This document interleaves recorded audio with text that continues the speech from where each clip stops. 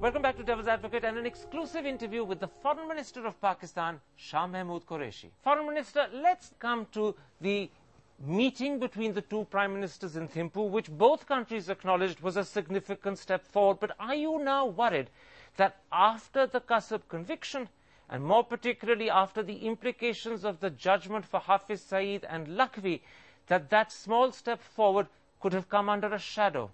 I don't think so. I think the spirit in Thimphu has to be kept alive. That is the only sensible way forward.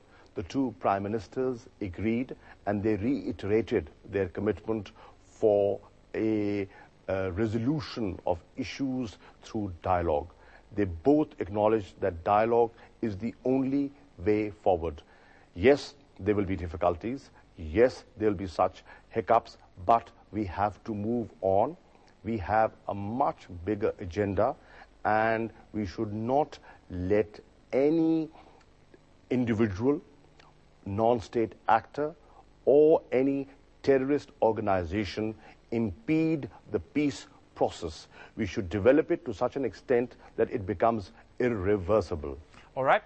Now, one thing that you have acknowledged yourself is that there is a trust deficit on both sides, and you've publicly said that you have certain ideas for tackling it. What precisely do you have in mind? I think both sides would acknowledge the fact that there is a trust deficit, and the Prime Ministers have asked the two Foreign Ministers to bridge that trust deficit. I have certain proposals which I am going to share with Mr. Krishna when I get an opportunity to meet with him. When will that opportunity come? I would want it as early as possible, but I believe he is busy in the budgetary session. As soon as the budget session is over, I'm going to call him and I'm going to propose a number of dates for our engagement. Now, in fact, the budget session ends on Friday the 7th, so will you pick up the phone Friday evening or Saturday morning? Is it as urgent as that in your eyes? I think it is very urgent. I will pick up the phone and look at his convenience and call him at the earliest. And what will you propose? That he come to Pakistan, or will you offer to go to India to expedite matters and take the process further? I intend to invite him to Islamabad, but I have no issues with that. If he is occupied and he cannot come, then I have no issue in coming to Delhi. Now, of course, from Pakistan's standpoint, the big critical issue is Kashmir. How would you like Kashmir to be handled hereafter? Well, there are always, where there's a will, there's a way. And we acknowledge amongst ourselves that Kashmir is an outstanding issue between the two countries. But in my view, we can make progress through peaceful negotiations.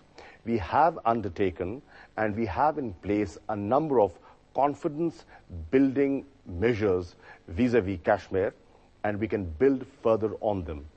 Now, it's widely believed in both countries that during the Manmohan Singh Musharraf years, the back channel reached understandings that could become the basis of a resolution of the Kashmir issue. And that has been confirmed specifically to me in separate interviews, both by General Musharraf and separately by Mr. Kasuri. The key issue is, do those understandings remain valid today, or has your government disowned them? The present democratically elected government recognizes the significance of a back channel.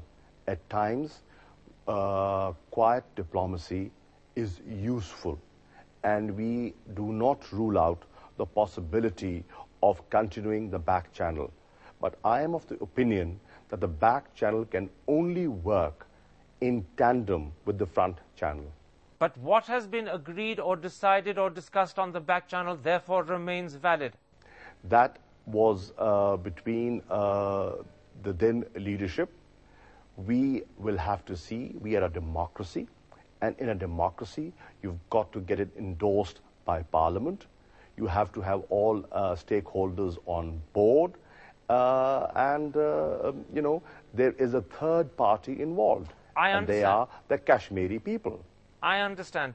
You are suggesting that as long as Parliament endorses it, it remains valid, but you'd like to have a chance as a democratic government to review it before you decide on its continuing validity. Well, anything that has to be sold has to be endorsed in a democracy by Parliament. One last final question. Does your civilian government have a free hand when it comes to India policy, or is the army chief in particular, perhaps also the ISI, looking over your shoulder?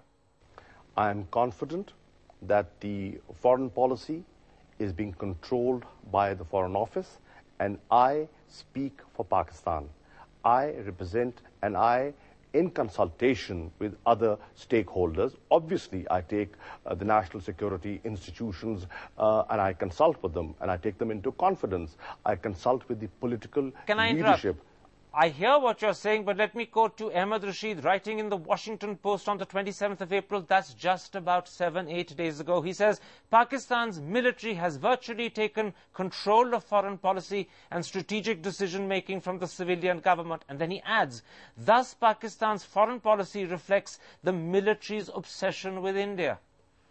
Well, that is his point of view. There is a point of view floating in Pakistan that the foreign policy of India is not being formulated in the South Bloc. But do we really have to buy that? All right. That's probably a fair point from your standpoint. My thanks to you for talking to us. Thank you. That was the Foreign Minister of Pakistan speaking exclusively to Devil's Advocate. Goodbye. Good night.